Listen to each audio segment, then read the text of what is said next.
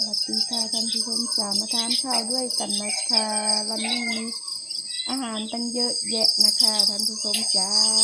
มาทานข้าวด้วยกันมีปูมีขัวปูก็ตำส้มตำด้วยอร่อยมากๆเลยอร่อยเนี่ยขัวปูนาทานไหมคะนาทานไหมนาทานไหมนาทานไหมนาทานนาทานไหมคะมาทานด้วยกันนะคะมาทานด้วยกันนะคะท่านผู้ชมจ๋ามาค่ะมาทานด้วยกันนะคะ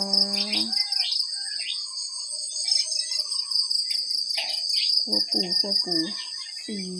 นาทานนาอร่อยนะคะนาอร่อยมากๆนาอร่อยมากๆท่านผู้ชมจ๋าดู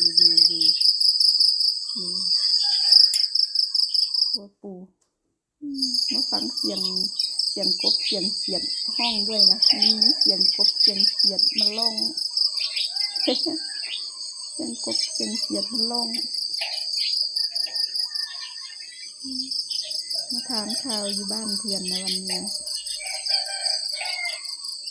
มีเสียงตัวไก่ห้องด้วยนะบรรยากาศดีบรรยากาศจะดีมากๆเลยค่ะท่านผู้ชมจ๋า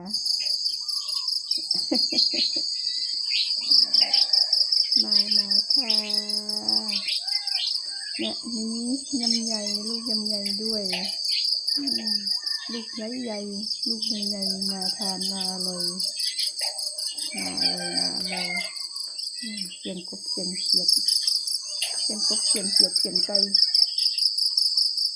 เสียงกบเสียงเขียดเสียงไก่ร้องจิ๊กแจ๊กนี่นี่ก็มีอีกด้วยนะอะไรเนี่ยทอดสปริงโรล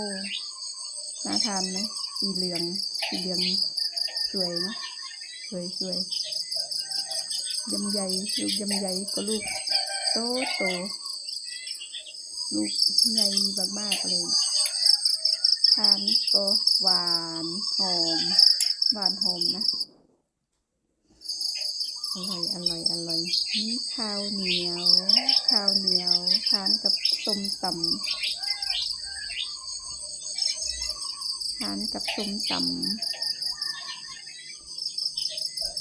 มีซูชิไซมอนด้วยนะไซมอนทานไซมอนก็อร่อยนะทานอร่อยมากๆเลยนะท่านผู้ชมค่ะอร่อยยัมมี่มาทานด้วยกันค่ะมาทานด้วยกันทานซูชิไซมอน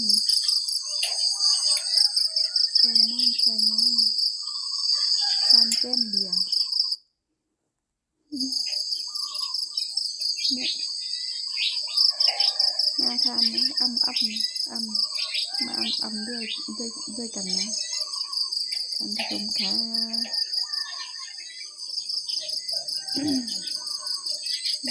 บรรยากาศก็ดีได้ฟังเสียงกบเสียงเขียดเสียงไก่ห้องตัวไก่กระล่องจิ๊กอยู่นั่นแหละไก่ล่องจิ๊กอยู่นั่น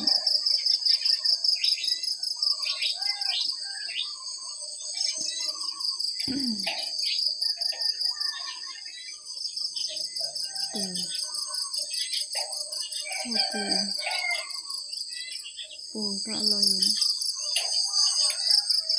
ผัดปูหัวปูอร่อยมากๆเลยค่ะอร่อยมากเลยมาทานด้วยกันนะน่าเลยเนี่ยน่าเลยยัมมี่ yummy yummy